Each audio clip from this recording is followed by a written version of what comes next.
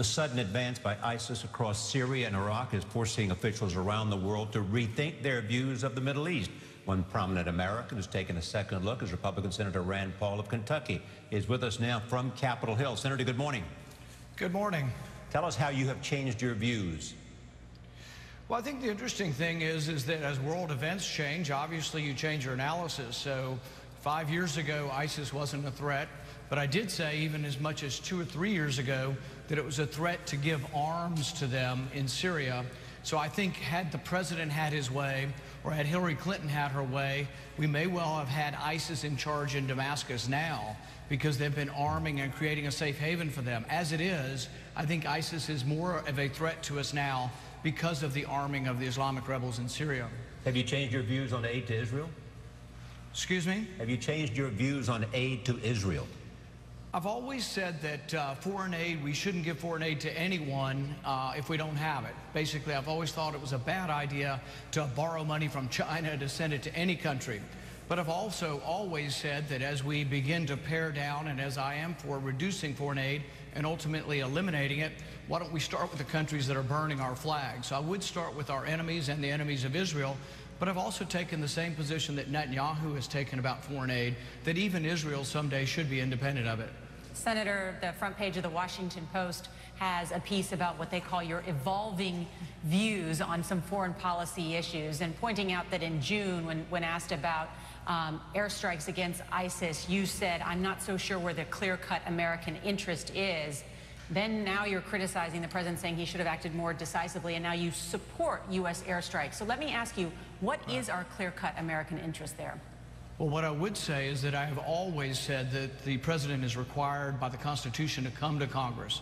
So since the beginning of my public life, I've always said Congress declares war, not the president. The president used to agree with me. It's actually the president who's changed his position. Back when he ran for office, he said that no president should unilaterally go to war without the consent and the authority of Congress. I still maintain that view and always have maintained that view. You know, back to Nora's question about the Washington Post, you were described as an isolationist, but those close to you say, no, he's really a realist. How do you see yourself? You know, what I think's funny about it is they're all saying, you've changed, you're no longer an isolationist, therefore you're on two sides of an issue. And all I've been saying for 5 years of public life is I'm not an isolationist. I look at every individual instance of whether or not we need to be involved. I look at it reluctantly. I don't want to be involved in war, but I do look and see when American interests are threatened. And I am, like most Americans, I am influenced by the beheading of Americans, now the beheading of a British journalist. I think it's going to unite the world against ISIS. But I have steadfastly been against Hillary Clinton and President Obama's intervention in Libya as well in Syria, because I think they've helped to create the situation that we now face with ISIS. Even though some argue that had been an intervention in Syria might have prevented ISIS becoming what it is now. They're absolutely wrong. For example, had we bombed Syria last year, had the president actually got what he wanted and what Hillary Clinton wanted, and to bomb the heck out of Assad, my guess is ISIS would now be in Damascus. ISIS are the strongest fighters there, they were not other than Assad. The issue was not bombing. The issue was whether they should support the Free Syrian Forces in Syria. And if they had supported them, they would have been less likely for ISIS to get as strong as it got.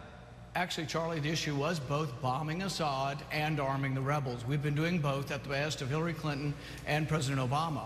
And I would say one insightful piece of news from the last week is some of the moderate rebels, so-called moderate rebels, have now signed a ceasefire with ISIS. So really, their enemy is really Assad, and they don't really care what ISIS does.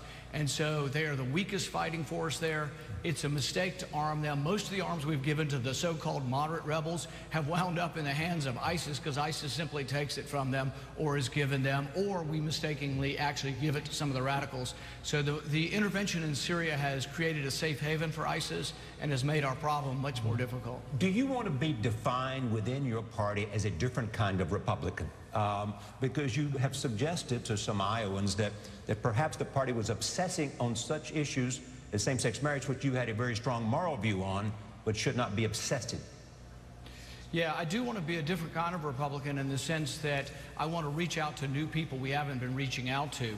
I frankly think that we are the party of voting rights, we are the party of the Bill of Rights, we are the party of emancipation, that we really should be the party that's reaching out to the African-American public and saying, hey, give us another chance, take a look at us. Many of the libertarian issues of saying, you know what, your government should always allow you to have a trial, to have a lawyer, these are things that are very important if you've ever been any kind of minority, whether it's an ideological one or a racial one, that we need protections against an overzealous government. And I think some of these arguments actually will resonate once we take them to new communities. How close are you, Senator, to announcing your plans to run? Hillary Clinton was in Iowa this weekend. Are you heading there too? You know, I've been to Iowa a couple times, and I've been to New Hampshire a couple times. I am going to continue to travel this year to try to grow the party enough to help us win in 2014. I will continue to go to places others haven't gone. I've been to Howard, I've been to Simmons College, I've been to the Urban League, I've been to Berkeley, of all places. So you've been around, you've been to a lot of places. How close are you to announcing that you want to run? Next spring will probably, our decision is when we'll make our final decision. All right, Senator Thank you, Rand Senator. Paul. Always good to see you. Thank you, sir. Thank you.